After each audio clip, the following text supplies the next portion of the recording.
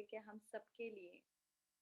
अभी रिसेंटली जब बाबा आए थे तो स्पेशली हम बच्चों को ये होमवर्क मिला था कि बाबा की आश है कि हर एक बच्चा कर्म योगी बने, क्योंकि बाबा की आश है कि हर एक राजा बच्चा कर्मातीत स्थिति को पाए।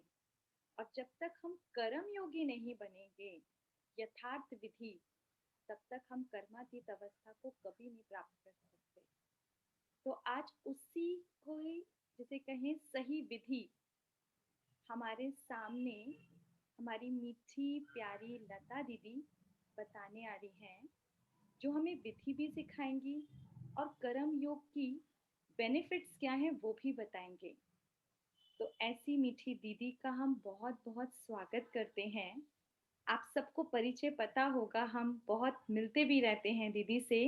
दीदी दिल्ली में डेरावाल सेंटर पे पिछले 20 सालों से भी ज्यादा अपनी सेवाएं दे रही हैं और बहुत सी आत्माओं को, ये कहें प्यासी आत्माओं को, उस परमात्मा का सही परिचय और उसके मिलन का अनुभव कराया है। उनमें से हम भी हैं जिस पालना में तब से पल रहे हैं और अब तक और आगे भी पलते रहेंगे। तो ऐसी मीठी दीदी का हम एक हाथ की ताली से स्वागत करते हैं। ओम शांति दीदी। ओम शांति, ओम शांति।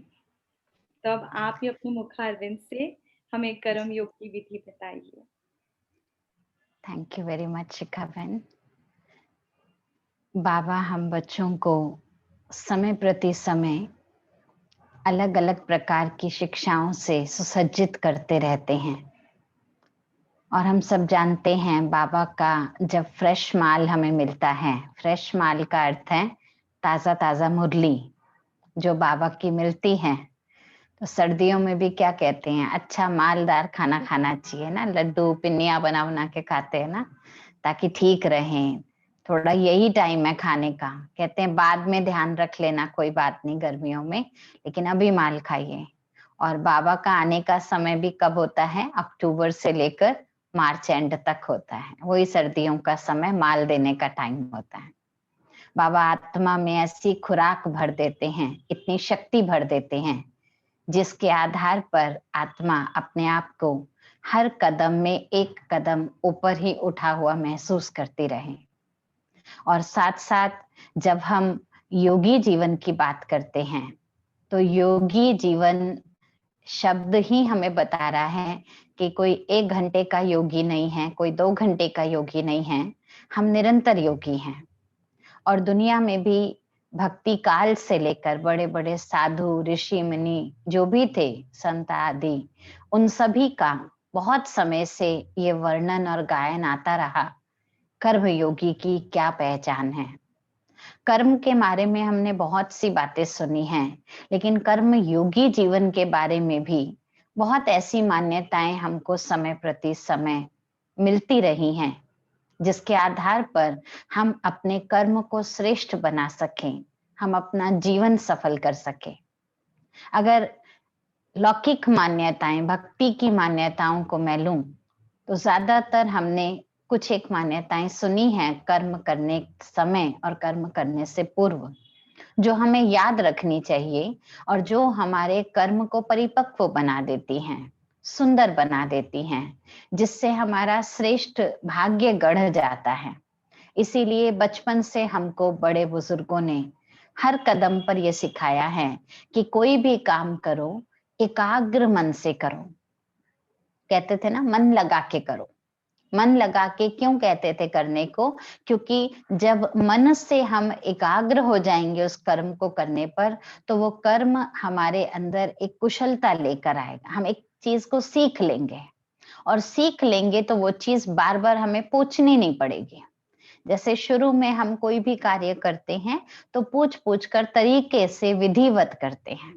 वो जो विधि के प्रति हम बच्चों की एकाग्रता होती है, वो एकाग्रता हमारे कर्म को सकुशल कर देती है, सफलता के नजदीक ले आती है। फिर हमेशा कहा जाता है कि कोई भी कर्म करो तो कर्म निरंतर करो।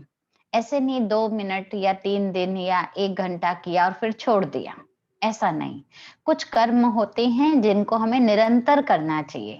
निरंतर का भाव ये होता है कि कर्म करते करते भी अंतर ना आए। जैसे कई बार हम लोगों के साथ साधारण रीति होता है जो हमें हमारे माता पिता आदि भी सिखाते थे। खाना बना रहे हैं, मान लीजिए शुरू में तो बड़ी एक्साइटमेंट है, मैं बनाऊंगी, हम बनाने जाते हैं किचन में, फिर लोग खाते जाते कोई मना ही नहीं करता, तो फिर हम क्या बोलते हैं, बस मैं ही बनाती रहूं, मैं थक गई हूँ, अब आओ कोई बनाओ भैया, मेरे भी तो बारी है। तो वो अंतर पड़ गया ना बनाने में, अंतर पड़ गया बनाने में। इसका अर्थ क्या है, वो कर्म की जो खुशी थी जो बनाने की, उसमें कहीं ना कहीं इच्छा ऐड हो गई, मुझे भी कोई ऐसे दे, या मुझे भी बहुत अच्छा बन रहा है तो ये थोड़ी मैं ही करूं, मुझे भी कोई सहयोग दे। बाबा कहते हैं कर्म कर रहे हैं तो अंतर नहीं आना चाहिए उस कर्म में, उसकी खूबी उसकी सुंदरता मेरे कर्म में बनी रहेगी, तो वो कर्म योगी की स्थिति कहलाई जाएगी। ये लौकिक मान्यताएं हैं जो हम बाल्यकाल से समझते सुनते आए हैं।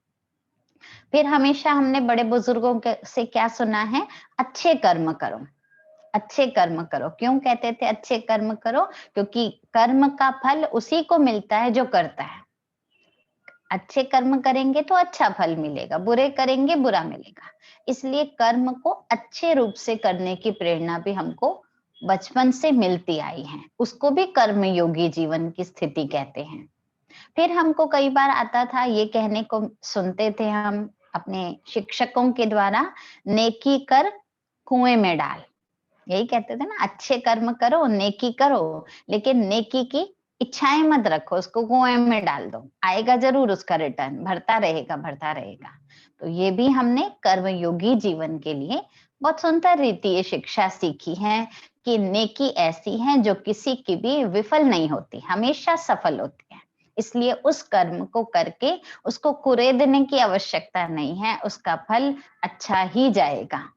उसके बाद फिर हम सुनते थे बहुजन हिताय कर्म करो। बहुजन हिताय माना एक दो को खुश करने के लिए काम मत करो, सबकी खुशी के लिए, सबके हित में आने वाला, सर्व का कल्याण करने वाले कर्म करो।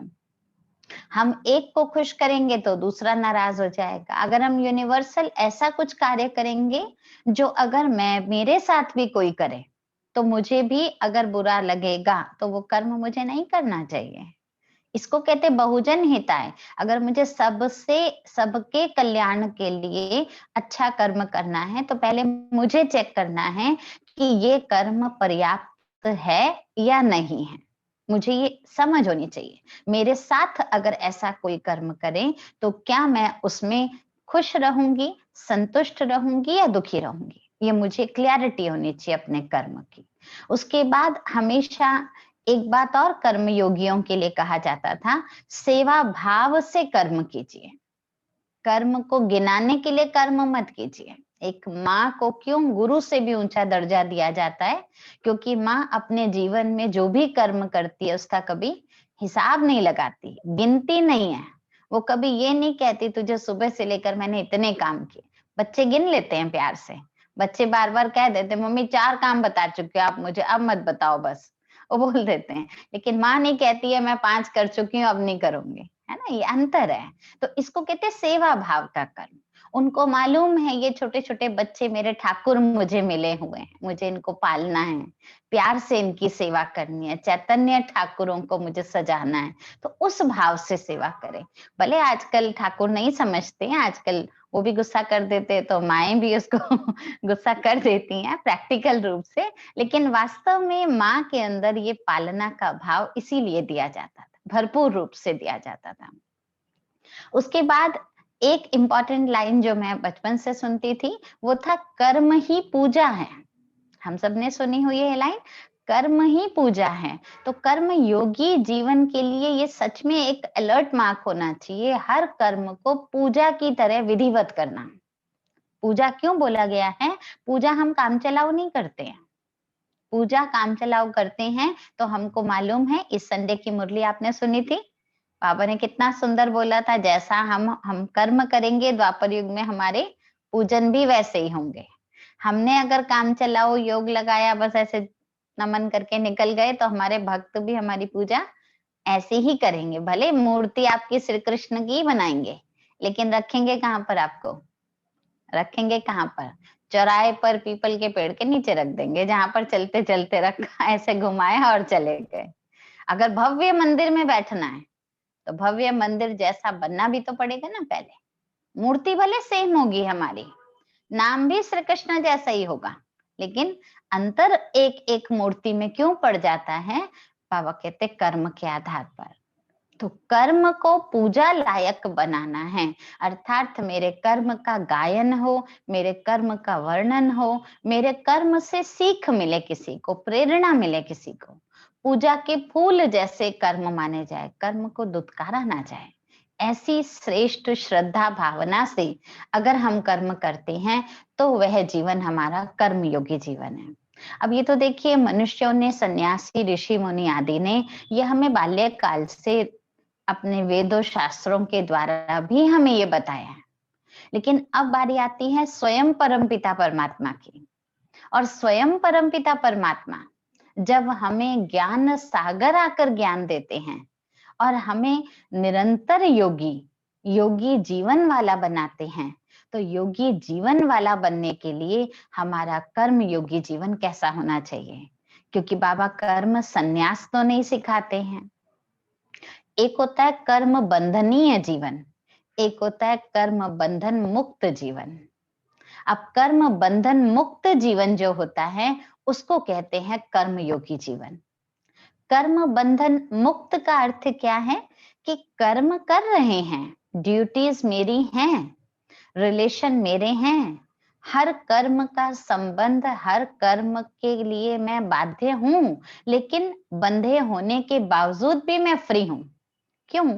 क्योंकि मुझे शरीर और मन का बैलेंस मालूम है, क्योंकि मुझे आत्मा का स्वतंत्रता क्या होती है और तन की स्वतंत्रता क्या होती है, दोनों का स्पष्टीकरण क्लियर है।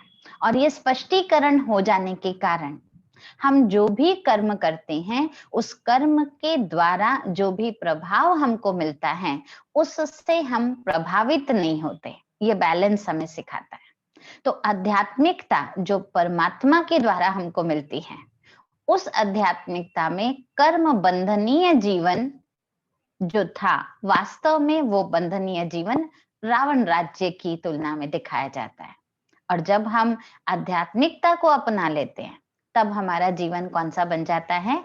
कर्म योगी जीवन बन जाता है, अर्थात कर्म बंधन मुक्त।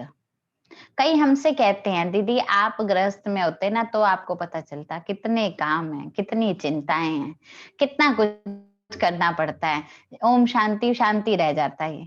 कई कहते हैं हमको, वो समझते हैं कि हम योगी बन गए हैं, माना हमने कर्म को छोड़ दिया है। लेकिन ऐसा नहीं है। बाबा हमको सिखाते, साकार बाबा के जीवन की अगर आपने सारी गाथाएं पढ़ी हो और समय प्रति समय, जैसे 18 जनवरी के इर्द गिर्द कितनी बातें, कितनी क्लासेस आपने बड़े अनुभवी लोगों से सुनी भी हैं, उन सभी ने हमें बहुत सुंदर रीति बताया। क्या बताया? बाबा क्या नहीं करते थे और बाबा ने क्या नहीं करना हमें सिखाया। पोछा लगाना, गोबर के उपले से लीपना, इतना तक भी सिखाया। बड़े बड़े घरों से आए हुए को भी बाबा ने ये नहीं कहा तुम योगी बन गए हो तो छोड़ दो, नहीं। ऐसा नहीं कहा कमंडल लेकर घरों से खाना मांग कर खा लो, नहीं, बनाओ, सीखो। और ही मैं आज आपको बताना चाहूंगी, वैसे आप लोगों को मालूम भी होगा, शायद आप लोग 100 लोगों का भोजन बना सकते हैं बस, उसके बाद आप हलवाई पकड़ेंगे। और हम लोग 1000 लोगों का भोजन एक बारी में नाप सहित बता सकते हैं आपको कितने का बनेगा। किसने सिखाया? किसने सिखाया? बाबा ने। छुड़ाया नहीं और ही सिखाया। ब्रह्मा भोजन बनता है, कितनी आत्माएं आती हैं। माउंट आबू में आप कभी देखेंगे भोजन बनते हुए, तो इतना मसाला डल रहा है, कोई चम्मचों से थोड़ी डाला जाता है। अभ्यास, अभ्यास करते जाते हैं, करते करते बाबा हर कार्य सिखाता है। कई बार मन में आ भी जाता है, हम योगी बनने आए थे, ये ब्रह्मा भोजन बनाने आए, भोग बनाने आए, सारा टाइम खाना खाना खाना यही सोचते रहे। लेकिन नहीं, इसी में योग ढूंढना है हमें, कर्म में उस कुशलता को ढूंढना, ये है कर्मयोगी जीवन। इसलिए कहते हैं योगेशु कर्म कौशलम। जो योगी होता है उसके हर कर्म में कुशलता होती है, कौशलता होती है। इसका अर्थ ही है परिपक्वता, परफेक्शन। इसलिए मैं आज आपको ये बताना चाहूंगी कि हमने दिनचर्या के अनुसार तो अपने को स्वमान देने ही हैं, लेकिन कर्म योगी जीवन के फायदे क्या हैं? क्योंकि कोई भी व्यक्ति कोई कर्म करता है तो सर्वप्रथम यही पूछता है फायदा क्या होगा, है ना? ऐसा होता है, हम हर चीज का फायदा पहले जानना चाहते हैं। तो मैं भी आपको कुछ 5-6 पॉइंट्स बताऊंगी जिसके आधार पर हमको ये बिल्कुल स्पष्ट हो बुद्धि में कि कर्म योगी जीवन की मुझे कैसे मालूम पड़ेगा ये मैं इस ट्रैक पर बिल्कुल ठीक चल रही हूँ। तो सर्वप्रथम जो पॉइंट है कर्म योगी जीवन की पहली विशेषता जो दिखती है कर्म से, नोट करते रहिएगा साथ साथ आप, ये जीवन की पहली विशेषता होगी, वो हर कर्म में त्रिकालदर्शी होगा, हर कर्म में। क्योंकि योगी का मतलब ही है उसका योग लगा हुआ है, किससे? उस सर्वशक्तिवान परमात्मा से, उस परम आत्मा जो आत्मा का ज्ञान देने वाला है, उससे जब बुद्धि जुटी रहती है तो तीनों कालों का ज्ञान रखकर वो हर कर्म करता है। अगर हम जल्दबाजी में कर्म कर रहे हैं, जो मुंह में आया बोल दिया, जो सामने रखा था वही उठाकर पकड़ा दिया, जैसा कुछ था वैसे ही हम पहुंच गए, बाबा कहते नहीं, हर कर्म में हमें ये मालूम पड़े हम कहाँ हैं, स्टेज पर है। हमें तीनों कालों का, मैं जो बोल रही हूँ उससे उस आत्मा को क्या महसूस होने वाला है, उससे मेरे को क्या, मेरे मुख पे मिठास आने वाली है, और उससे उसका रिप्लाई मुझे क्या मिलने वाला है, हर बात को सोचकर बोले, तोल मोल कर बोल। बचपन में सुनते थे, बाबा कहते अभी तीनों कालों को देखकर फिर बोलो। तीनों काल, हमारा वर्तमान, हमारा भविष्य और हमारा जो हमें बाबा से आज तक हर कल्प प्राप्त हुआ है, उस प्राप्ति को भी स्मृति में रखकर फिर हम कर्म करें। तो त्रिकालदर्शी की स्थिति पे स्थित रहकर, उस स्टेज पर स्थित रहकर जो भी हम कर्म करेंगे वो कर्म हमारा कर्मयोगी जीवन कहलाया जाएगा। साथ में बाबा दूसरी निशानी इसी से जुड़ी हुई कहते हैं, जो तीनों कालों को याद रखकर फिर कर्म करता है, उस कर्म योगी के जीवन में अथकपन दिखाई देगा। अथक, अथक माना थकना नहीं है, थकना नहीं है।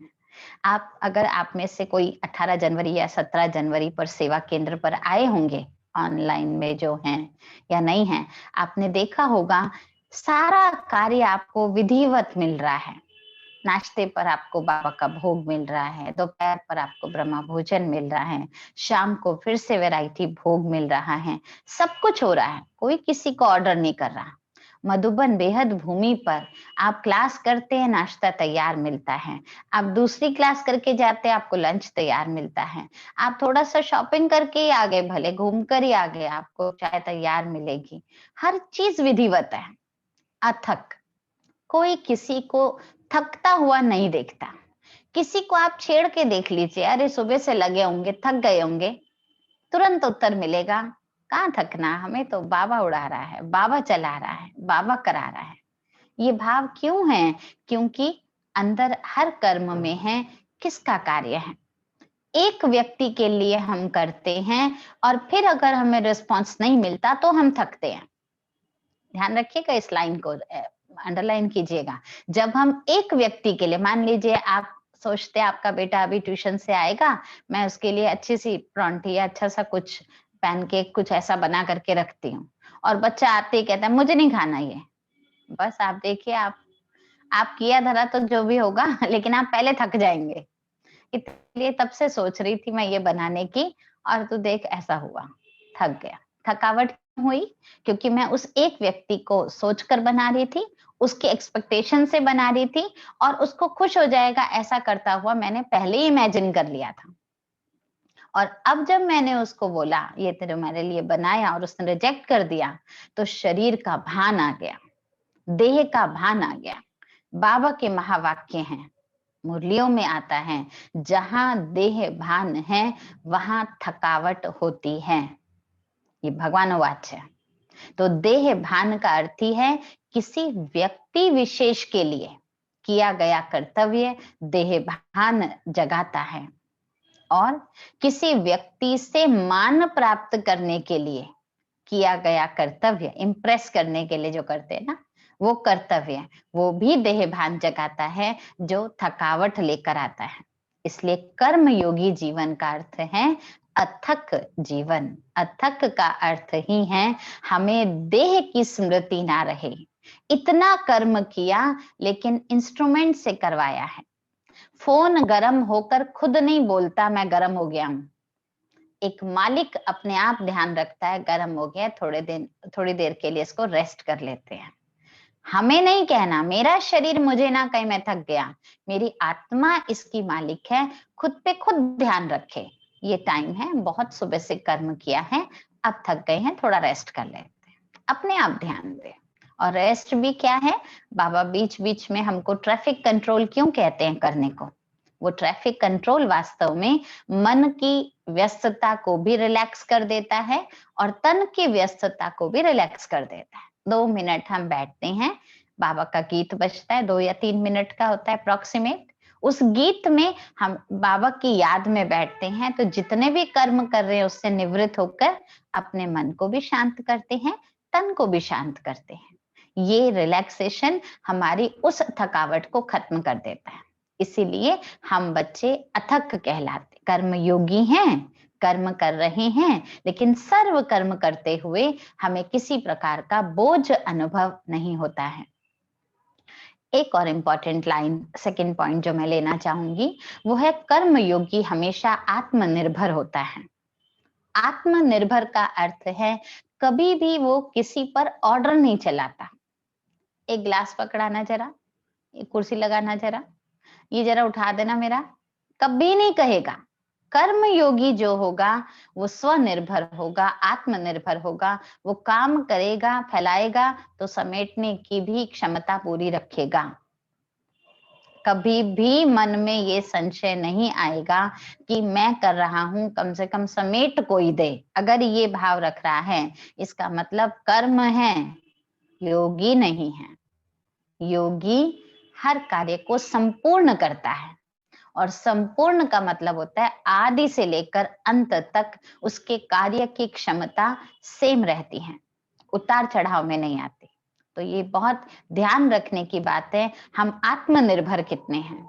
और बाबा के महावाक्य सुनाती हूँ आपको। साकार महावाक्यों में बाबा ने कहा है, जो बच्चे यहाँ अपना पर्सनल काम किसी से करवाते हैं, भगवान बात सुनिएगा, शायद आप में से कईयों ने सुने भी हुए हैं, जो बच्चे अपना पर्सनल काम यहाँ माना संगम पर ज्ञान मिलने के बाद किसी से करवाते हैं, तो वह सतयुग में उनके दास दासी बनेंगे। मैं नहीं कह रही हूँ, भगवान वाच है ये, ध्यान रखिए। एक होता है आप असहाय हैं, शारीरिक रूप से अस्वस्थ हैं, बुजुर्ग हैं, और आपने अपने पास एक मेड रखी हुई है, तो मेड से तो काम कराएंगे ना, ऐसे तो नहीं उसको आप कहेंगे लाओ बैठ तो मैं तेरे को देती हूँ, ये तो नहीं होगा, ऐसे तो कराएंगे। लेकिन एक है आदत बना लेना इस चीज की, डिपेंडेंसी रखना।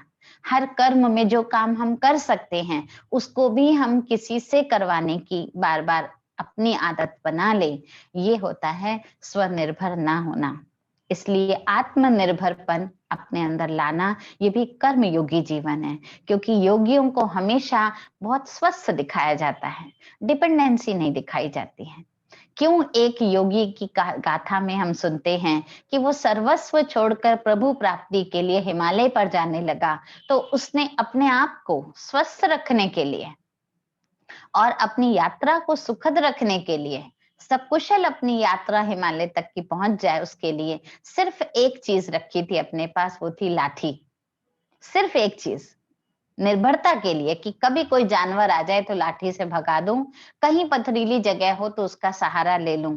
और एक सज्जन व्यक्ति ने कहा कि साधु बनकर, त्यागी बनकर चले हो प्रभु प्राप्ति के लिए, और डंडे का भी आधार ले रखा है।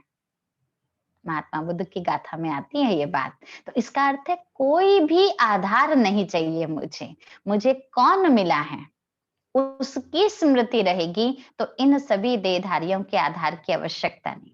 आप में से कई सोच भी रहे होंगे कि कभी हम बीमार पड़ जाए, हमें कौन पानी देगा? फिर कौन देगा पानी? अपने दिल से आवाज निकालिए, कौन देगा आपको पानी?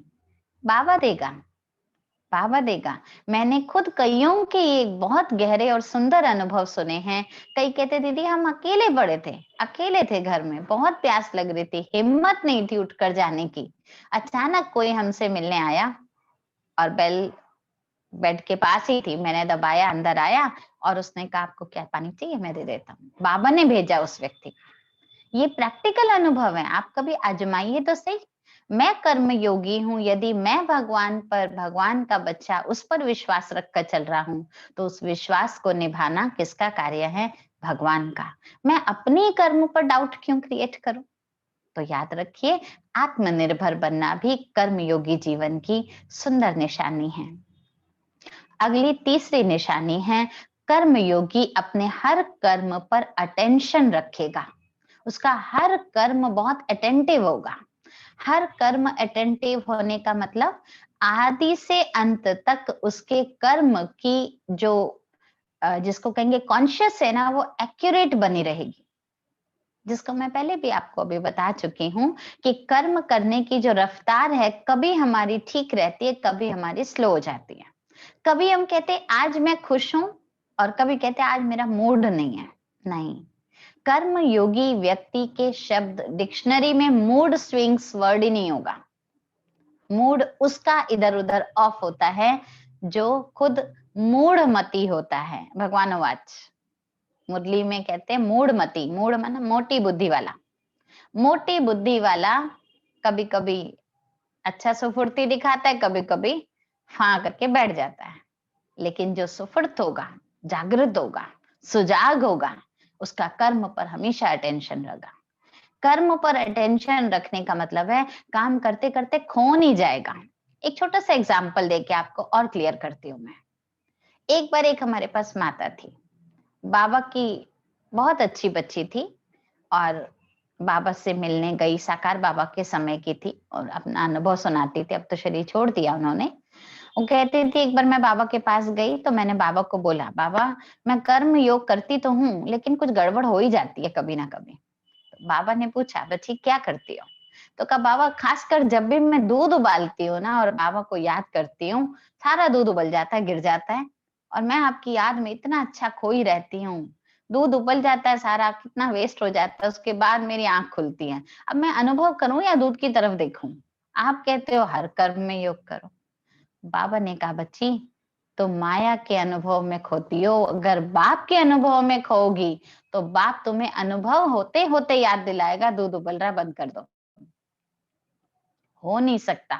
बाबा ने अपना एग्जाम्पल दिया कि एक पशु जो सिरोही गाय, गाय के बारे में बाबा अपना बताते थे कि सिरोही से वो अपने मालिक से जुदा हो गई थी और माउंट आबू तक आ गई थी, उसको ले आए थे। वो वापस ढूंढती ढूंढती अपने स्थान पर पहुंच गई। उसको उस गाय पशु जैसी बुद्धि वाले का भी योग लगा हुआ है अपने मालिक से, तो उसको कोई भी भटका ले वो सही स्थान पर सही जगह पर पहुंच जाएगा। और हम तो मनुष्य हैं, हम कर्म की एक्यूरेसी करना चाहें, बाबा की याद में बैठना चाहें और हमसे कोई गलती हो जाए, हो ही नहीं सकता। कई बार हम प्यार से कह देते हैं मैं योग ट्रैफिक कंट्रोल बजा, मैं भूल ही गई नमक डाला था या नहीं डाला था। हो ही नहीं सकता, ये हो ही नहीं सकता। 100% बाबा कहते हैं अगर बाप की याद में रहो तो बाबा बताएगा आपने क्या डाला और क्या नहीं डाला। और सच में, क्योंकि कर्म योग, योग शब्द हमारी बुद्धि की लाइन को क्लियर रखता है। योग शब्द हमें ट्रांसपेरेंट रखता है, भगवान से क्लोज रखता है। इसलिए उसकी प्रकाश, उसकी चमक हमारे कर्म में अटेंशन दिलाती है। हम कभी खो नहीं सकते कर्म में। हाँ, हम कर्म जब करते हैं तो उस कर्म को करते हुए जागृत रहकर और अच्छे से करते हैं। इसीलिए आप बाबा का बच्चा बनने के बाद भोग लगाते लगाते, मैं कई मेरे सामने चेहरे हैं जो रेगुलर बाबा को भोग लगाते हैं।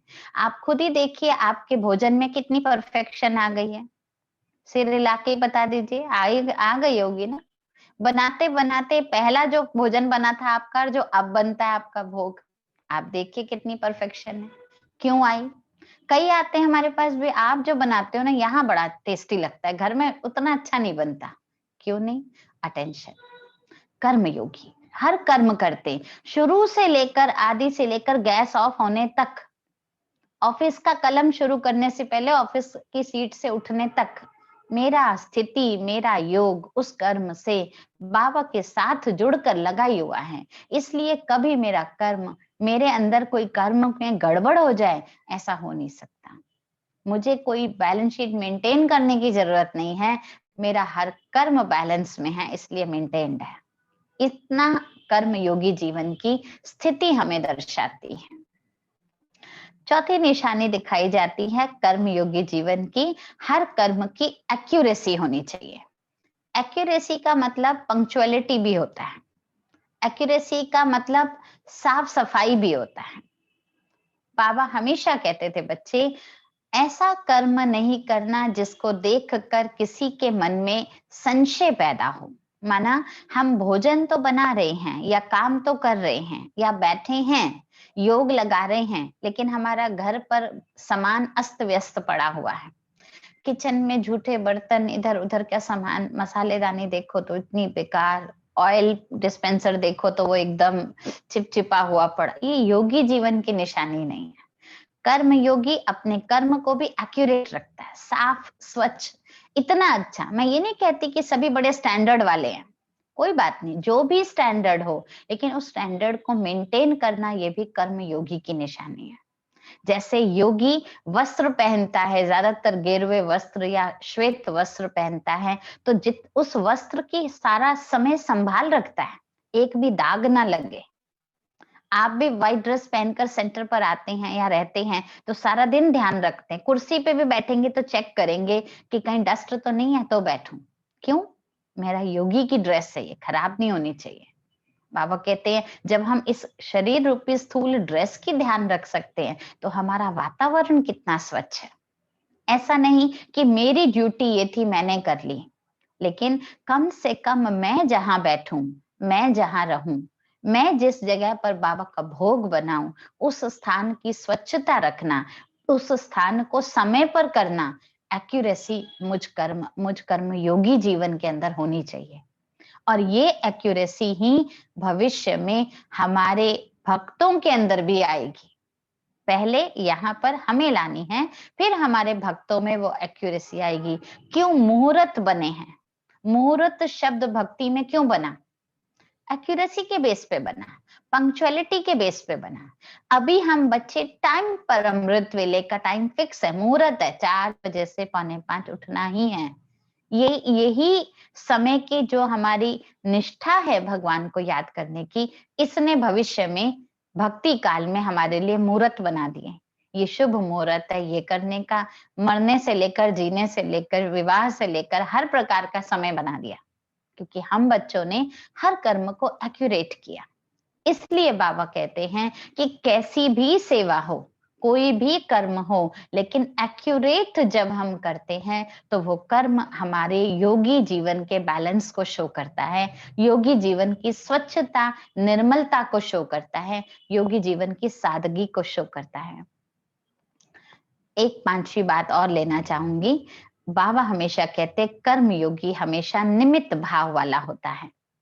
निमित्त भाव का अर्थ होता है कर्म करना है लेकिन ट्रस्टी समझकर करना है। कर्म किया और कर्म के भाव से अलग, जिसको बाबा कई बार डिटैचमेंट की भाव भी बोलते हैं। डिटैचमेंट भी छोटा मोटा डिटैचमेंट नहीं, मैं यहाँ पर अंडरलाइन करना चाहूंगी, यहाँ पर फास्ट डिटैचमेंट होनी चाहिए। फास्ट डिटैचमेंट का मतलब 1 सेकंड में काम शिफ्ट। मान लीजिए अभी मेरे से कोई बात कर रहा है, मैं बात कर रही हूँ आपसे, अचानक ट्रैफिक कंट्रोल का गीत बजता है, एकदम साइलेंस, 1 सेकंड में, विद इन सेकंड, बात करते करते मैं चली गई। मैंने अपने को देर से न्यारा अनुभव किया, और जैसे ही देर से न्यारा अनुभव किया, ट्रैफिक कंट्रोल समाप्त, अगेन उसी पॉइंट से स्टार्ट। ये नहीं क्या बात कर रही थी, मैं तो योग कर रही थी ना, भूल गई, नहीं, कर्म योगी उसी डॉट पॉइंट से स्टार्ट करेगा। भले वो योग में गया, भले वो इस समय उस बातचीत से न्यारा हो गया, लेकिन फास्ट आना और जाना। बाबा देखो, आप बाबा को देखिए, अव्यक्त बाबा आते हैं, बात करते हैं, चले गए एकदम न्यारे। बाबा ने कभी सोचा इतने सारे बच्चे हैं, आए हैं, थोड़ा और सुना दूं, लग नहीं रहा, खुश हो गए हैं? कभी सोचा? कभी नहीं सोचा।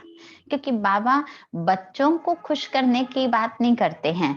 बाबा जो देना है वो देने के भाव से आते हैं। बाबा को मालूम है, भृगु ऋषि बोला जाता है उनको, भाग्य विधाता बोला जाता है उनको। बाबा भी हम बच्चों को कहते हैं, जैसे बाप वैसे हम बच्चे। हमें हर कदम पर ये स्मृति रखनी है, मैं निमित्त हूँ।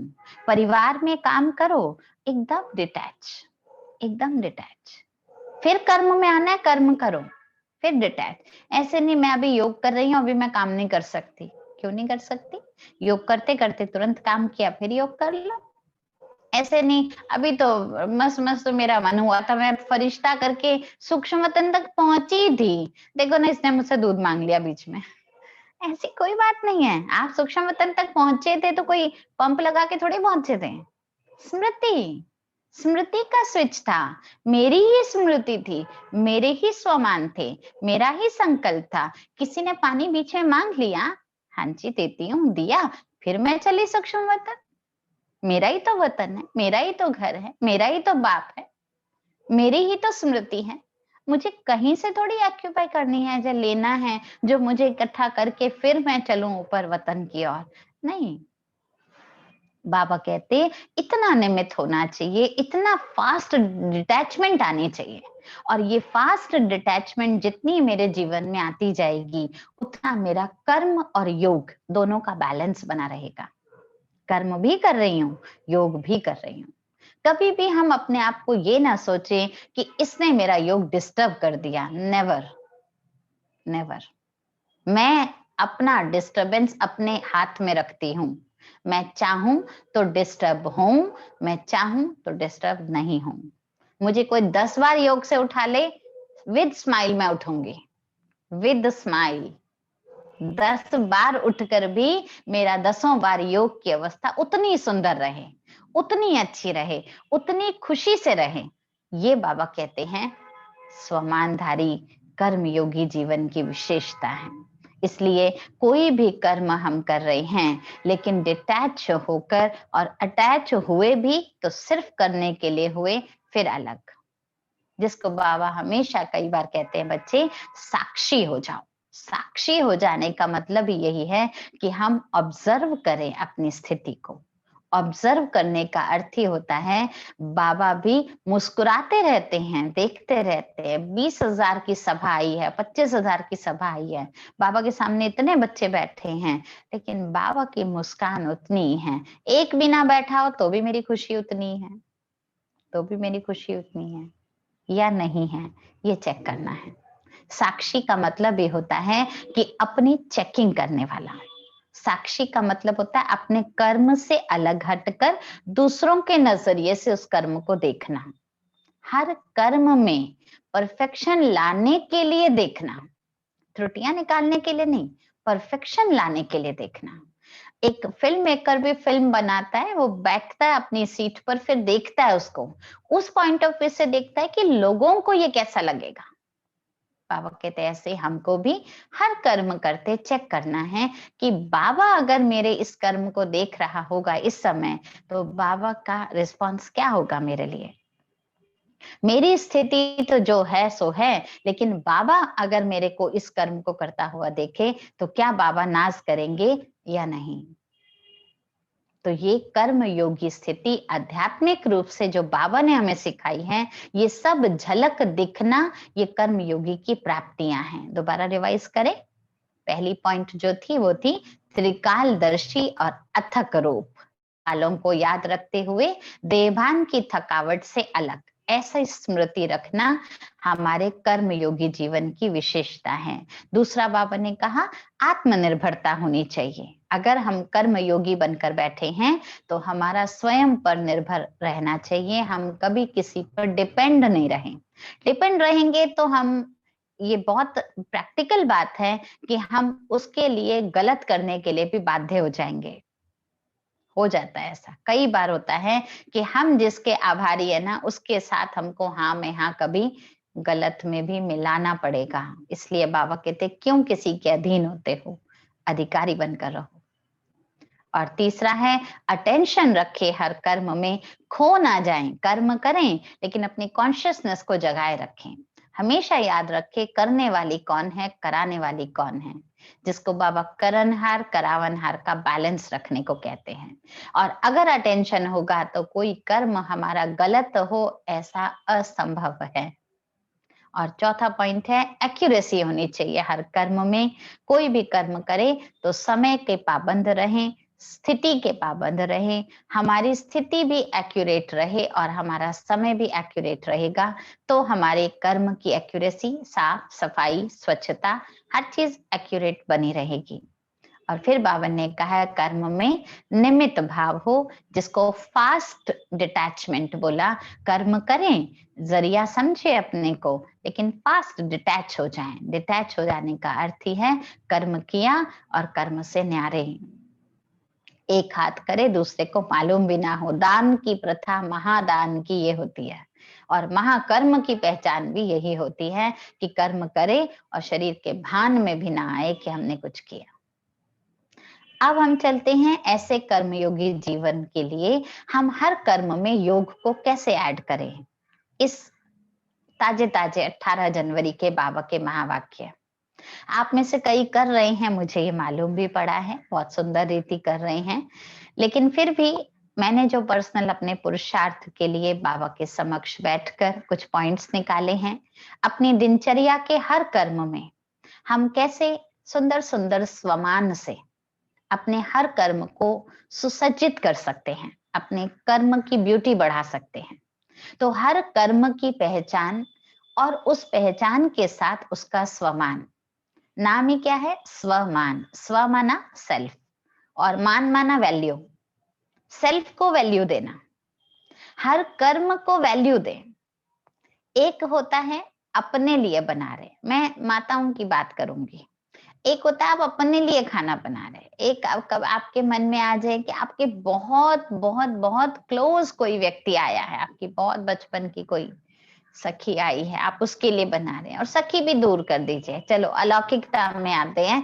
दीदी आपके घर आ रही हैं, ठीक है, दीदियां आपके घर आ रही हैं, आप भोजन बना रहे हैं, कैसे बनाएंगे, कितनी खुशी से बनाएंगे, आएगा ना मन में, दीदी आ रही है, ऐसा होना चाहिए, ऐसा होना चाहिए। अलौकिकता में माना काम वही है, वही आलू काटोगे आप, लेकिन क्या खुशी होगी आपकी। वही सब्जी छौंक रहे हो आप, लेकिन क्या खुशी होगी कि दीदी आएंगी, यहाँ बैठेंगी, ये करेंगी। घर थोड़ी बदल देते हैं, कढ़ाई थोड़ी बदल देते हैं, सब्जी थोड़ी चेंज कर देते हैं, सब कुछ वही है। क्या बदला, भाव बदला, उसका मान बढ़ा दिया आपने, स्मृति बढ़ा दिया आपने।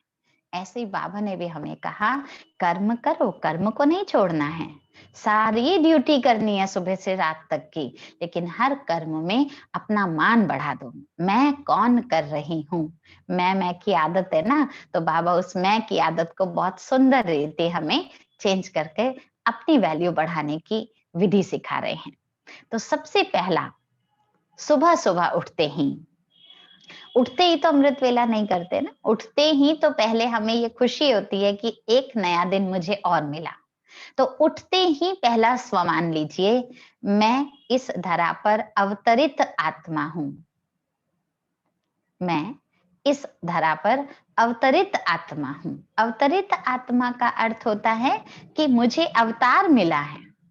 अवतार कौन सा मिला है, कौन सा कर्म करना है, देवत्व रूप का, ब्राह्मण रूप का, इस जीवन में जो भी मिला है वो मेरे लिए अवतार है।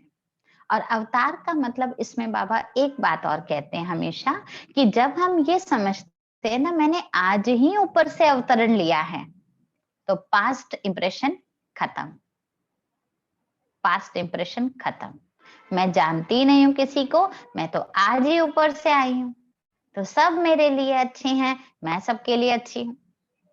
ठीक है, इस भाव से जब हम पहला कदम बिस्तर से नीचे रखेंगे तो अवतरित आत्मा के लिए हर कदम सुंदर होगा और हर कदम श्रेष्ठ होगा, ये उसकी स्मृति बनी रहेगी। उसके बाद दूसरा कर्तव्य हम करते हैं, अपने आप को फ्रेशन अप करके अमृत वेला करते हैं। हम सभी ब्राह्मण हैं तो फ्रेश करके अमृत वेला करने जाते हैं। तो फ्रेश मुंह हाथ धोकर अटेंटिव होकर बैठने के लिए मैं जागृत आत्मा हूँ, जागती ज्योत हूँ। जागृत मुख को ठंडे पानी से धोकर स्वच्छ करके अपने मुख को कुल्ला आदि करके पानी आदि पिलाकर तैयार करके बाबा से कमाई करने, खजाना लेने हम बैठ रहे हैं। इसलिए उस समय अपने को जागती ज्योत समझिए। मैं जागृत आत्मा, जागती ज्योत आत्मा हूँ। फिर बैठे हम अमृत वेला करने के लिए। तो अमृत वेला तो है ही कौन सा, वरदानी वेला। उस समय का स्व मान लीजिए, मैं वरदानी मूर्त आत्मा हूँ और पद्मा पदम भाग्यशाली हूँ, क्योंकि वरदान लेना हर किसी के भाग्य में नहीं है, और वो भी भगवान से वरदान लेना। तो ये बहुत सुंदर बात है कि मैं पद्मा पदम भाग्यशाली वरदानी मूर्त आत्मा हूँ। दोनों ही बातों को हम स्मृति में रख सकते हैं जब हम सुबह उठकर बाबा को अमृत वेले योग में, याद में कमाई करने के लिए उनके सम्मुख बैठते हैं। फिर उसके बाद आप क्या करते हैं, जो भी पर्सनल काम करते होंगे, लेकिन मुख्य काम हमारा स्नान आदि का होता है ना। थोड़ी देर फिर थोड़ा लटक पटक लिए, थोड़ा बैठ लिए, क्योंकि वेट कर रहे होते 5:45 हुए तो फिर मैं तैयार होकर सेंटर पे जाऊं या मुरली के लिए तैयार हो जाऊं। तो स्नान आदि करते समय ब्रह्मा बाप साकार में जब थे तो हमेशा अपने आप को कहते थे, हुसैन का घोड़ा तैयार कर रहा हूँ। तो अपने आप को याद दिलाएं, मैं कौन हूँ, मैं हुसैन का घोड़ा हूँ। शिव बाबा मुझ आत्मा को, इस शरीर को तैयार करने वाले हैं। हुसैन का घोड़ा समझिए, पवित्र आत्मा समझिए, मंदिर की मूर्त समझिए और शुद्ध आत्मा समझिए। चारों ऑप्शन है, आप कुछ भी बुद्धि में रख सकते हैं। ब्रश करते समय अलग सोचिए, भले नहाते समय अलग सोचिए, और श्रृंगार करते समय अपने कपड़े आदि पहना रहे हैं, सजा रहे हैं, उस समय से सोचिए घोड़े को सजा रहा हूँ। तो ऐसे अलग अलग रूप से हम अपने आप को ये स्मृतियां दिला सकते हैं। मैं पवित्र आत्मा हूँ, मैं शुद्ध आत्मा हूँ, मंदिर की मूर्त हूँ और हुसैन का घोड़ा हूँ। हुसैन का घोड़ा मैंने इसलिए ऐड किया क्योंकि ब्रह्मा बाबा अपने लिए हमेशा ये शब्द यूज किया करते थे। मुझे ये पर्सनली बहुत अच्छा लगता है जब मैं बाबा वाला स्वमान यूज करूंगी। उसके बाद हमारा स्टडी टाइम शुरू होता है, मुरली का टाइम। तो मुरली के समय पर हम अपने आप को समझे, मैं गॉडली स्टूडेंट हूँ। गॉडली स्टूडेंट के साथ बाबा कहते हैं जो भी ज्ञान है वो क्या है, ईश्वरीय खजाना है। तो अपने आप को समझिए, मैं खजानों की अधिकारी हूँ। पहला गॉडली स्टूडेंट हूँ, और कभी कभी ये भी समझ सकते हैं मैं कौन हूँ, खजाने की अधिकारी हूँ। ये था मुरली के टाइम। मुरली के बाद आप फिर थोड़ा वॉक करेंगे या सब्जी आदि काटेंगे, कुछ भी करेंगे। तो उस समय बाबा कहते हैं ना, मुरली क्या है, भोजन है, खाया फिर जुगाली भी करनी है हमें। तो मुरली के तुरंत बाद अगर सैर कर रहे हैं या सैर करके घर तक ही जा रहे हैं तो भी अपने अंदर अपने आप को सम्मान दिलाइए, मैं सुदर्शन चक्रधारी आत्मा हूँ, मैं ज्ञान सूर्य की संतान हूँ। क्योंकि सुबह सुबह सूरज की किरण, मुरली के बाद आप देखिए सूर्य निकलना शुरू हो जाता है, किरणें निकलनी हल्की हल्की। तो उस समय अपने आप को सम्मान दे दीजिए, मैं ज्ञान सूर्य की संतान हूँ। ये सूरज अब उगा है, मेरा सूरज तो उग गया था, उसने तो मुझे किरणें दे भी दी, अब मुझे सबको देनी है। और साथ साथ स्वदर्शन चक्रधारी, जो जो बाबा ने ज्ञान दिया उस ज्ञान को बुद्धि में चक्र लगाते रहो, बार बार दोहराते रहो उस पॉइंट्स को चलते चलते। तो जब तक घर भी पहुंच जाएंगे या सब्जी काट रहे होंगे, नाश्ते के लिए तैयारी कर रहे होंगे, वो भी हो जाएगी और बुद्धि में ज्ञान का चक्र भी फिर जाएगा। फिर भोजन बनाएं, चाहे वो नाश्ते का भोजन हो, चाहे वो लंच का हो, चाहे वो डिनर का हो। भोजन बनाते समय अपने को सम्मान दीजिए, मैं शिव भोलेनाथ की भंडारी हूँ, मैं शिव भोलेनाथ की भंडारी हूँ। ये मैं क्यों कह रही हूँ, क्योंकि शिव भोलेनाथ का भंडारा कभी खुटता नहीं है। खुटता नहीं है माना कभी खाली नहीं रहता। अगर आप भंडारी समझकर भोजन बनाएंगे ना, तो आप देखना आपका डिब्बा कभी खाली नहीं होगा। बाबा ऐसा कुछ युक्ति रचेगा जो आपके भंडारे में, जैसे कहते हैं ना, द्रौपदी के देगचे में एक चावल का दाना था ही और उसी ने सबके पेट भर दिए थे, तो वो दाना कभी खत्म नहीं होगा। इसलिए हमेशा समझे मैं किसके भंडारे की सेवा कर रही हूँ, मैं शिव भोलेनाथ के भंडारे की सेवा कर रही हूँ, उसका दिया खा रहे हैं हम। इसलिए मैं कौन हूँ? भंडारी हूँ। भंडारी की बड़ी जिम्मेवारी होती है, अपने आप में ये बहुत बड़ा टॉपिक है। वैसे शिव भोलेनाथ की भंडारी की बड़ी जिम्मेवारी होती है। मना कहाँ एक दाना भी वेस्ट किया। बाबा कहते थे कल्प कल्प का 1000 गुना दंड के अधिकारी बन जाना, क्योंकि शिव भोलेनाथ का भंडारा। आप सोचिए, प्रसाद का एक कण भी गिर जाता था भक्ति में, हम क्या करते थे?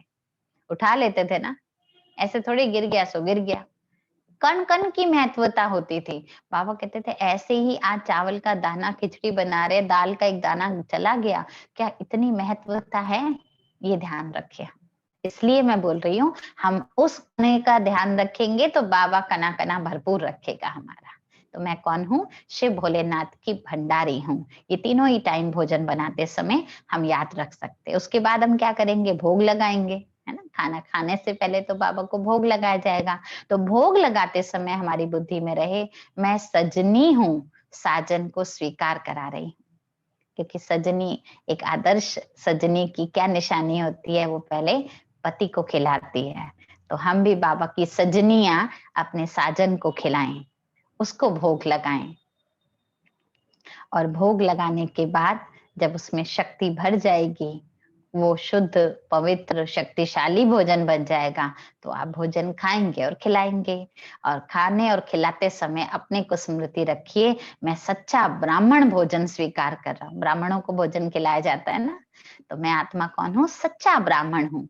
और क्या खा रहा हूँ? क्या खा रहा हूँ? ऐसे नहीं राजमा चावल खा रहा हूँ। भोजन के नाम मत याद रखना, उस समय मैं प्रभु प्रसाद खा रहा हूँ। ब्राह्मण हूँ ना, ब्राह्मण क्या खाता है? प्रसाद खाता है। तो मैं क्या हूँ? प्रभु प्रसाद खाने वाला सच्चा ब्राह्मण हूँ। ये याद रख कर खाएं। तो क्या होगा? टेस्ट कॉन्शियस होके नहीं खाएंगे हम। टेस्ट कॉन्शियस में फिर ज्यादा भी नहीं खाएंगे हम, उतना ही खाएंगे जितना हमारे हेल्थ को अलाउ होगा। ठीक है, इसलिए प्रभु प्रसाद खाने वाली मैं कौन हूँ? सच्चा ब्राह्मण हूँ। अच्छा, खाना खा लिया, फिर जरूर है काम करना पड़ेगा, चाहे घर का काम हो, साफ सफाई हो, चाहे ऑफिस का काम हो, भाइयों का। तो मैंने एक कॉमन रीति ही, कोई भी हम काम करें तो कर्म करते समय हमारी बुद्धि में क्या रहे? मैं रॉयल आत्मा हूँ, क्योंकि मेरा हर कर्म रॉयल होना चाहिए। तो मैं रॉयल आत्मा हूँ, श्रेष्ठ आत्मा हूँ और बड़े पद की अधिकारी आत्मा हूँ। यहाँ पर बड़े पद की अधिकारी मैं क्यों ऐड कर रही हूँ? क्योंकि बाबा हमेशा कहते थे जो बड़े बड़े आदमी होते हैं ना, वो लेन देन में नहीं आते हैं ज्यादा, है ना। वो छोटे लोगों को बेचते हैं, जाओ ये ले आओ। राजा राजा को कोई चढ़ावा चढ़ाता था तो राजा हाथ में नहीं लेता था, राजा नजरों से कहता था इनको दे दो। सिपाही लेन देन करते थे, उसके भंडारे से क्या देना है क्या लेना है। तो ज्यादा लेन देन में ना आए, निमित्त भाव से उस समय हमारी बुद्धि में रहे, मैं बड़े पद के अधिकारी हूँ, रॉयल हूँ। रॉयल माना उन्होंने गंदा मंदा काम करके चले गए तो मुझे भी ऐसे ही नहीं करना, मुझे मेरी रॉयल्टी मेंटेन रखनी है। मुझे अपनी रॉयल्टी, अपनी स्वच्छता को मेंटेन करना है। कोई साफ करे ना करे, मुझे साफ जरूर करना है।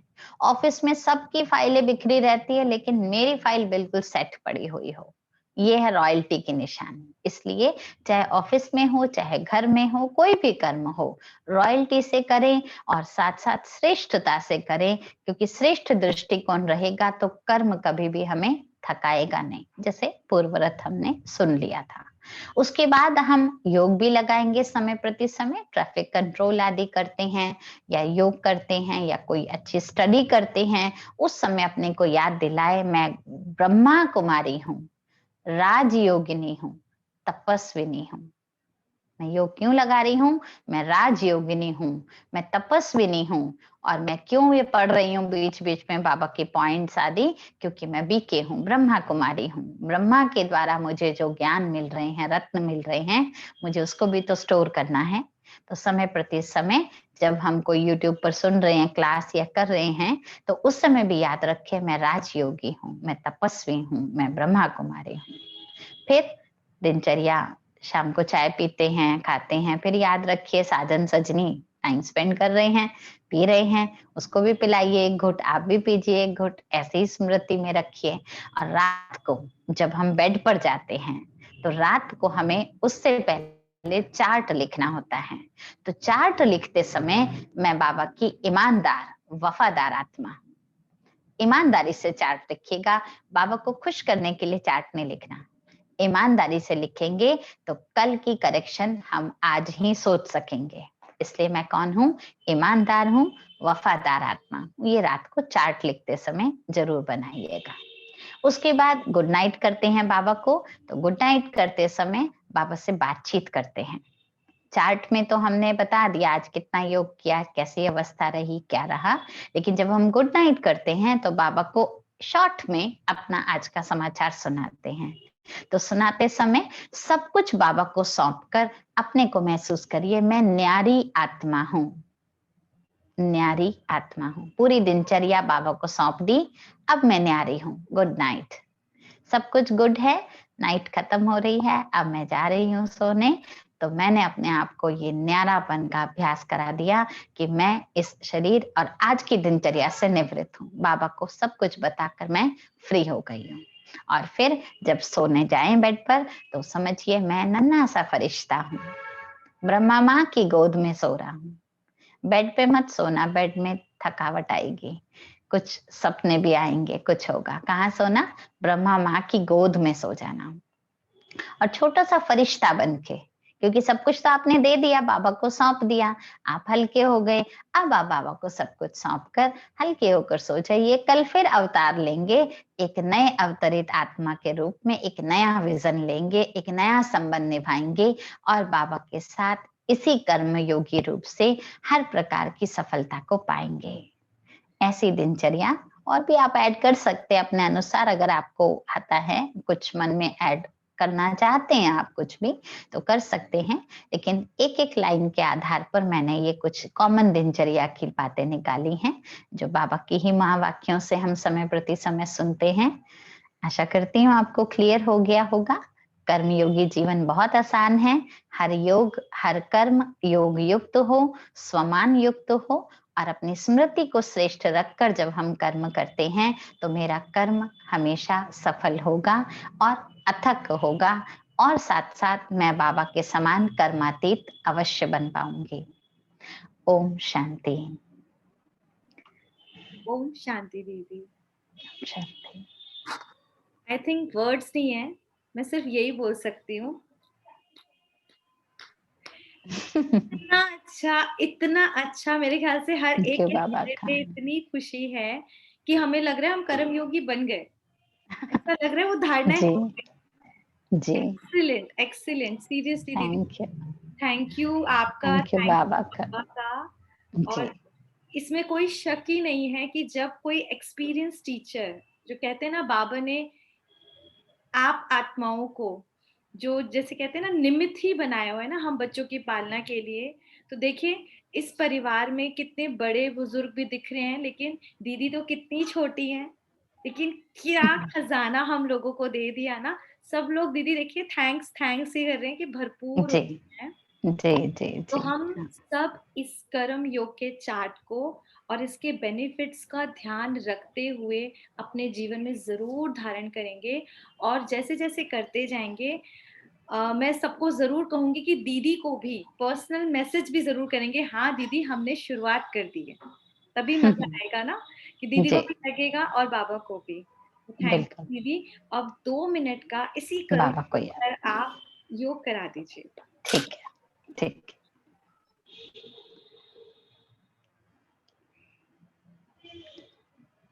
बाबा ने हमको सिखाया है 1 सेकंड में देह में रहना और 1 सेकंड में देह से न्यारे। तो अपने आप को एकदम देह से न्यारी, बिंदु रूप बीज रूप निराकारी और शिव बाप के समान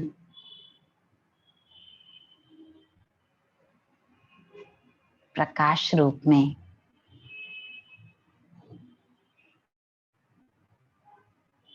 और इसी स्मृति में देखते एकदम हल्का महसूस करें।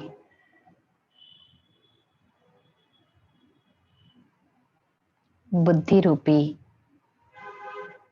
नेत्र इस बिंदु को देख रहे हैं, लेकिन मन रूपी बालक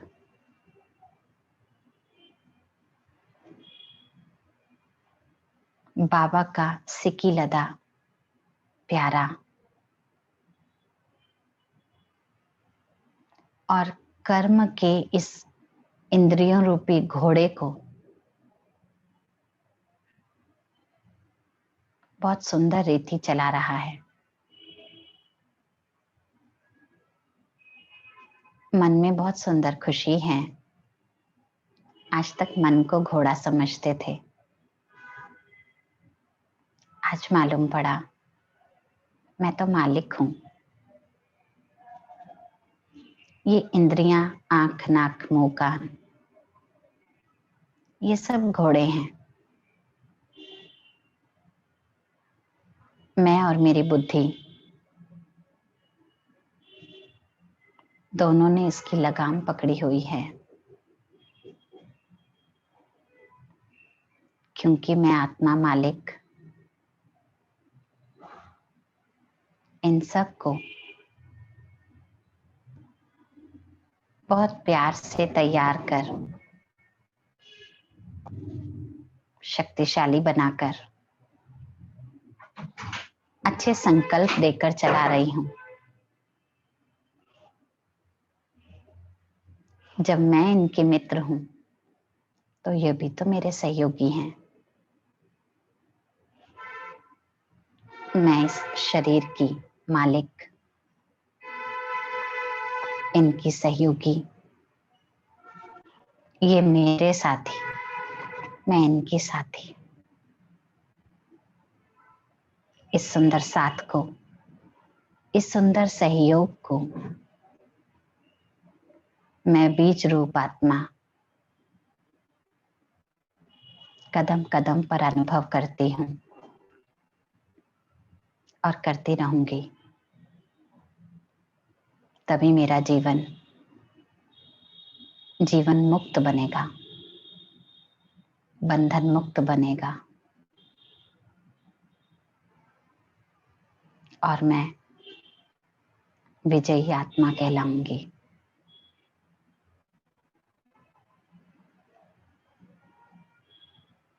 यही कर्म योगी की निशानी है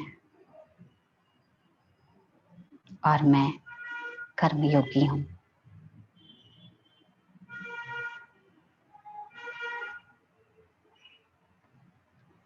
ओम शांति। ओम शांति। दीदी, कुछ आत्माओं के एक दो क्वेश्चंस हैं, तो हम वो प्रश्न ले सकते हैं? जी जी, ले सकते।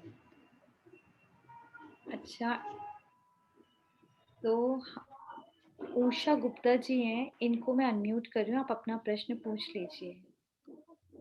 इन्होंने हैंड रेज किया था, आप अपने को अनम्यूट कीजिए। जी उषा बहन पूछिए। दीदी मैंने तो वेलकम के लिए किया था। अच्छा अच्छा अच्छा। और आज बहुत भरपूरता आई है, बड़े दिनों बाद क्लास करी है ना, इसलिए जी जी, बहुत अच्छा लग रहा है। अच्छा थैंक दीदी, यू एक बाबा। प्रश्न आया हुआ है। ओके दीदी, सारे कोई प्रश्न नहीं है। जी चलिए, जी ये जी, प्रश्न है कि ये बात सही है दीदी, घर गृहस्थ में हम सब कोई अकेले किचन में काम नहीं कर रहे हैं और बिल्कुल। भोजन देते हैं वो बच्चे भी हो सकते हैं, और जो आत्माएं झूठा छोड़ रही हैं तो उसमें हमारा पाप का खाता तो नहीं जा रहा? नहीं, एक्चुअली क्या है, पहले तो आप जब बच्चों को देते हैं, अगर आप देने के जिम्मेवार हैं तो दीजिए ही उतना, क्योंकि आप माँ हैं, आपको मालूम है वो कितना खाता है कितना नहीं। और थोड़ा दीजिए, दोबारा दे देंगे, इस भाव से ही आप उनको देना शुरू कीजिए। और फिर भी मान लीजिए आपने दिया थोड़ा ही था और उसने फिर भी छोड़ दिया, तो आजकल तो कहते ही हैं चिड़िया का डाल दीजिए या कहीं ऐसी जगह डालिए जहां पर गाय आदि कुछ खा ले। उसको वेस्ट नहीं कहेंगे और उसका खासकर आप उसके जिम्मेवार नहीं बनेंगे क्योंकि आप संगठन में रह रहे हैं। लेकिन हाँ, विधिवत जरूर करें, पूछ के रखें। कई बार हम लाड़ प्यार में आकर खा ले खाया जाएगा करके जबरदस्ती डाल देते हैं और फिर वेस्ट होता है तो हम उसके अधिकारी हैं, हम उसके बोझिल हैं। लाड़ प्यार नहीं दिखाएंगे, आप जिम्मेवार हैं, आपको खिलाना बनता है। आप पूछ लीजिए बेटा एक और खाओगे, तो आप रखिए। अगर वो मना कर रहा है, ठीक है, आपको लगता है भूखा रह जाएगा, खा नहीं रहा है, आप इंसिस्ट कर रहे हैं, तो इंसिस्ट कीजिए, आधा करके ऐसा करके दीजिए, थोड़ा दे दीजिए, 1/4 पीस दे दीजिए, एक बार टेस्ट करा दीजिए, 1 चम्मच टेस्ट कर ले, तुझे पसंद आए तो तू और ले लियो, ऐसा करके कहिए। लेकिन आप एकदम प्रेशराइज होकर पूरा बॉल भरकर उसके सामने रख दे और फिर वो छोड़ दे, तो ये आपका लाड़ प्यार का नतीजा होगा। इसलिए इसके फिर आप जिम्मेवार हो जाएंगे, तो ये ध्यान रखिएगा। थैंक। अच्छा, और किसी का भी प्रश्न था? नीरा बहन जिन्होंने हैंड रेस करे थे। पूजा बहन हाथ खड़ा कर रही है। एक हाँ जी पूजा बहन, अनम्यूट कर लीजिए अपने को।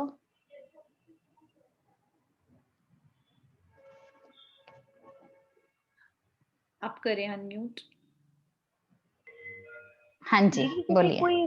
जैसे कोई जॉइंट गृहस्थी है तो जैसे उसमें क्या कभी कोई आ रहा है कभी कोई आ रहा है, ऐसा होता ही रहता है ना। और हमारा ध्यान भी क्या होता है उन पर चला ही जाता है जी जी। बात करते समय, तो हम अपनी स्थिति को कई बार क्या है खो देते हैं। इस बीच में ऐसा होता है हम भूल ही जाते हैं, मतलब आप समझ रही हैं कि घर में लग गए, काम में लग गए, बच्चों में लग गए, तो ये सारी चीजें अब हम ये सब कर्म करते हुए ये सारी जैसे लिख तो लिए, लेकिन क्या होता है फिर भी हमने देखा है हम भूल ही जाते हैं और हम अपने को न्यारा कई बार तो कर पाते हैं और कई बार रह ही जाते हैं, मतलब नहीं कर पाते हैं। ये स्थिति की प्रॉब्लम बनती है। कोई बात नहीं, देखो प्रैक्टिस करते रहेंगे ना, होगा जरूर। चलो मान लीजिए अब आपको मालूम तो पड़ रहा है ना मैं भूल जाती हूँ, रात को हम चार्ट लिखेंगे, हमें मालूम पड़ेगा मैं भूल गई, जब याद आया तभी शुरू करो, कोई बात नहीं। बाबा कई बार कहते थे, एक बार बाबा के सामने एक बहन थी, उसने बोला बाबा मैं रोटी बनाती हूँ, बहुत प्यार से भोग लगाती हूँ, सब करती हूँ, लेकिन जब खाने बैठती हूँ ना इतनी थक चुकी होती है ना, मैं भूल जाती हूँ आपको भोग लगाना। बस इकट्ठा जो लगा दिया, अपनी थाली से भोग लगाना भूल जाती हूँ और आधी रोटी खा लेती हूँ, फिर याद आता है ओहो बाबा को तो भोग लगाया ही नहीं, है ना। तो बाबा ने बहुत सुंदर, मैं आपको बताती हूँ, बहुत सुंदर बाबा ने बात कही दोस्त के रूप में उनको बुलाती हूँ, आप मेरे साथ आओ। हाँ। अब झूठा तो नहीं खिलाऊंगी अपना, तो मेरी दोस्त आदत भी क्या और है? साथ में हम ये भी कह सकते हैं बाबा बच्चा है, बच्चा तो चलते फिरते कभी भी मम्मी की गिट्टी खा लेता है ना मुंह में, तो बाबा को बोलो बाबा आओ बच्चे, कोई नहीं, आधी रोटी हम दोनों मिलके खाते हैं। हम इस संकल्प से अगर भोग लगाएंगे तो वो भोग हमारा सही रीति स्वीकार भी हो जाएगा और हमें गिल्ट भी नहीं रहेगी। बाकी ये कहें कि अब तो आधी रोटी हो ही गई, क्या करना भोग लगा के, छोड़ो अब तो मैं ही खा लेती हूँ, तो आधी भी माया चली जाएगी, माया के पेट में चला जाएगा। तो आधी तो मत जाने दो, आधी तो कम से कम अपने हाथ में रखो। तो ऐसे ही भोजन बनाते भी मान लीजिए छौंक लगा दिया, सब कर दिया, उसके बाद याद आया अरे बाबा को सामान रखना था, कोई बात नहीं, अभी भोग लगाएंगे ना तब याद रखेंगे। अभी याद दिलाया, चलो अभी से मैं तैयार हो जाऊं इस पॉइंट के लिए। तो जब याद आए, मन में याद रखने की बात है, ये मुख्य बात है कि कर्म में परफेक्शन रहे, कर्म करते थकावट ना हो, बाबा की याद रहे। इसलिए प्रेशर के लिए नहीं है ये सारे सामान। अगर इस सामान को लेके थकते रहो अपने आप को, तो ये सामान नहीं है। थकना नहीं है सामान से, हाय चाय पी ली अब याद आया अरे बाप रे आज तो रह ही गया, थको नहीं इससे। आसानी से करिए, आसानी से करिए, इजी। हम सहज योगी हैं, हम कोई डंडे मारने वाले योगी नहीं है कि हाँ हमने 4 बजे नहीं किया, 5 बजे नहीं किया, 6 बजे नहीं किया। और रेगुलर करेंगे तो सहज हो भी जाएगा, रेगुलर करेंगे ना तो अभ्यास हो जाए। हम भी तो प्रैक्टिस कर रहे हैं, देखो हमको इतने वर्ष हो गए, हम भी अभी प्रैक्टिस कर रहे हैं, भूल जाते हैं फिर शुरू हो जाते हैं। और जैसे ठीक है, कभी तो रिश्तेदार आते हैं या कोई आता है तो हम सबसे बात करते हुए मतलब अपने आप को न्यारापन डिटैच कर लेंगे, हम जैसे ऊपर अंदर से डिटैच रहे, ऊपर से भले रहे। दादी जी हमारी बैठती थी मीटिंग में, लेकिन ऐसे लगता था है ही नहीं, यहाँ पर सिर हिला रही हैं, बात कर रही हैं, लेकिन है ही नहीं। इतना मतलब प्रभाव में प्रभावित होकर नहीं करना, उनकी तरह हा हा हु करके बात नहीं करना, अपनी डिग्निटी को मेंटेन करना। लोग जैसे आप अभी उदाहरण दे रही थी कि दूध उबल गया, लेकिन मैं एक आध बार योग में बैठी, मुझे तो उल्टा याद आता है, अरे दूध गैस पे रखा आई हूँ। हाँ तो कोई ऐसा नहीं, ये होता बाबा है। याद दिला रहा है, ये बाबा याद दिला रहा है। अपने आप को शाबाशी दीजिए, कितना अच्छा कनेक्शन है मेरा बाबा से। बाबा याद दिला रहा है कि वेस्ट ना हो जाए। हाँ जी, एक भाई और बोल रहे हैं। हाँ जी जी भाई साहब, अपने को हाँ अनम्यूट कर सकते हैं, अनम्यूट कर लीजिए। अपने को जी लिखा आ रहा है आपका नाम ऊपर ना। एक मैंने लिखा था दीदी, हाँ जी, हाँ जी। मैंने जी। डिजाइन किया था। मैं बोलूं, रुचिका बोल रही हूँ। एक सेकंड भाई साहब बोल रहे हैं, एक हाँ। सेकंड हाँ, रुचिका भाई। ठीक है, कोई हाँ जी बात भाई साहब बोलिए। दीदी जी मेरे मंदिर में जी राधा कृष्ण की फोटो है जी और बाबा की भी है। जी तो मैं जब अपनी थाली लेके जाता हूँ भोग जी लगाने, जी तो मैं सिर्फ यही बोलूं कि प्रभु आपके अर्पण है, या हम्म। कृष्ण भगवान को और बाबा को अलग अलग बोलूं?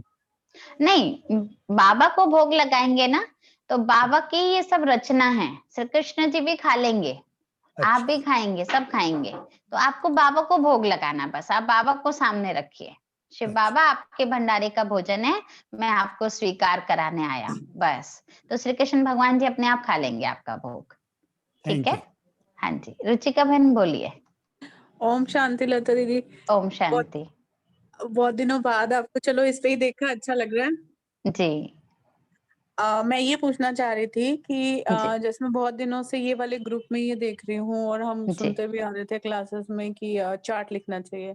मैं जी। गृहस्थ में हूँ, 2 बच्चों की माँ हूँ, ठीक है। अब जो सबसे बड़ी धारणा है ब्रह्म कुमारी इसकी, जब हम प्योरिटी फॉलो करते हैं तो आप जानते हो संघर्ष आता ही आता है, ठीक जी है। जी तो जी। उसमें कई बार ऐसा हुआ कि जब मैंने कुछ लिख के रखा था, तो वो चीज उठा कर जैसे शो कर दी गई कि उसका जी इशू बनाया गया, ठीक है। जी ये जी तो ब्रह्म कुमारी बनती है, ये तो जी जी खराब करेगी मैरिड लाइफ, ये जी वो। जी आप जी। समझते हो ना किस हद तक जाया हाँ जा मैं सकता समझ है। गई जी। तो कहीं ना कहीं फिर मेरे अंदर ना झुकाव, जो मेरी आदत डायरी लिखने की थी, जी मैं ऑफिस में फिर भी डायरी लिख के रख लिया करती थी, अब घर में मैंने बंद कर दिया।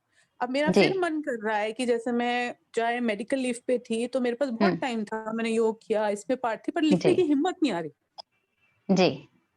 तो उसकी कोई आप युक्ति? ना, हाँ आप युक्ति है। बाबा कहते हैं ना, दिल की दवात पे कलम डुबो कर बाबा तुझे एक खत लिखता हूँ। तो ये कागज पे लिखने की बात नहीं है, आप अपनी हथेली पर रात को बैठो, अपनी हथेली को बनाओ कागज। ये सबके लिए नहीं है, आप सब भी सोचना कहीं मैं कर लूं, ठीक है। ये युक्ति जिसको जरूरत है बाबा उसके लिए दे रहे हैं। अपनी हथेली पर अपनी राइट हैंड उंगली को कलम बनाइए, बाबा की दिल की स्याही में डुबो डुबो कर लिखिए, ठीक है। पूरा लिखिएगा प्रॉपर, जैसे आप लिखते हैं अपने इंडेक्शन फिंगर हाँ, से, मन में और फिर मैं बाबा को दे बात दीजिए तो कर रही थी, बस। मैं सेल्फ टॉक की जगह जो हम गॉड टॉक या बाबा से बात करते हैं हाँ हाँ। उसमें तो कर रही थी, लेकिन एक डर होता है ना कि कहीं फिर मैंने लिख दिया और गड़बड़ हो गई। तो वही तो ये कह ठीक रही है, हूँ, एक नहीं चीज और लिखना ना, बताइए। नहीं लिखना, आपको हथेली पर लिखना है और बाबा समझ पढ़ता गई, जाएगा साथ ये तो साथ। ये आपने मेरी प्रॉब्लम सॉर्ट आउट, हाँ ये आपने मेरी जी प्रॉब्लम सॉर्ट आउट कर दी।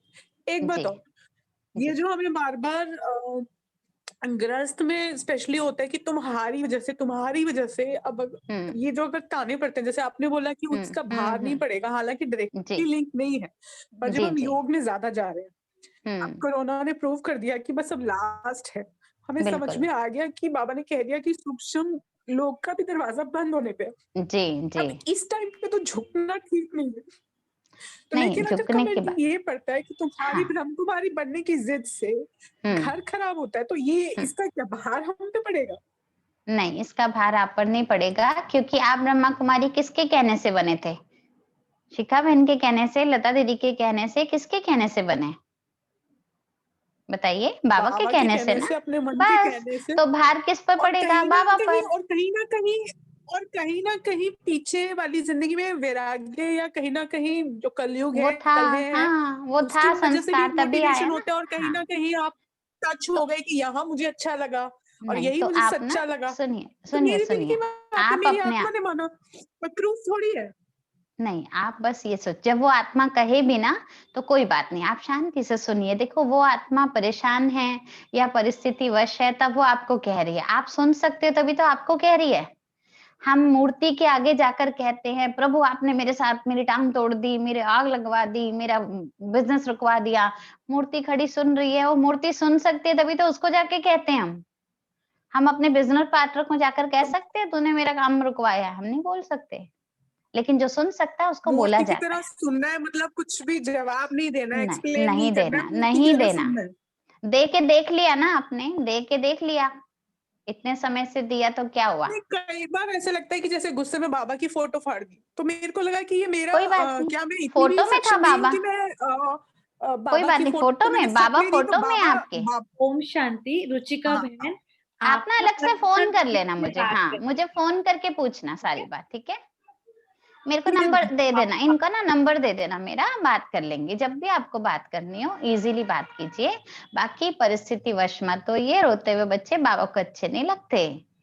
बाबा की याद में रो तो बहुत अच्छे लगेंगे, याद में रोना, बाबा तेरी याद में रो रही हूँ मैं बहुत सारा, ठीक है। तो उसी की खुश याद में रहिए। तो रोना आता है कि जब तेरे लिए ऐसे कर रहे तो हम क्यों फंस अच्छा रहे हैं। है, अच्छा है, नहीं बाबा देख रहा है, बाबा और प्यार करेगा आपको, बहुत प्यार करेगा। हम सब भी योग लगाएंगे, जितने यहाँ बैठे ना सब योग लगाएंगे आपके लिए, ठीक है। खुश रहिए आप, बिल्कुल खुश रहिए, और कुछ हो तो मुझसे पूछ लीजिएगा बाद में फोन करके, ओके। मन को हल्का रखिएगा।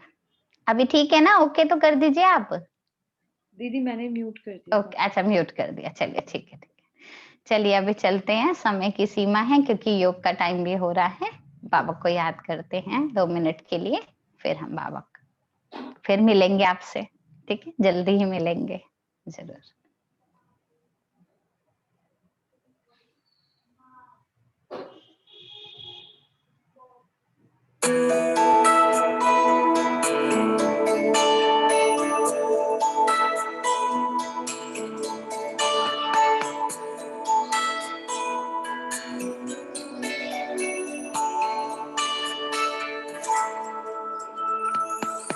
हम तो सदा महफूज हुए हैं दाता तेरी याद में, बिन मांगे सब कुछ है पाया, क्या मांगू फरियाद में। हम तो सदा महफूज हुए हैं दाता तेरी याद में, बिन मांगे सब कुछ है पाया, क्या मांगू फरियाद में। ओम शांति, ओम शांति। फिर मिलेंगे सभी, ध्यान रखिएगा सभी अपना हेल्थ का भी, और बाबा को साथ रखिएगा। Om Shanti, good night.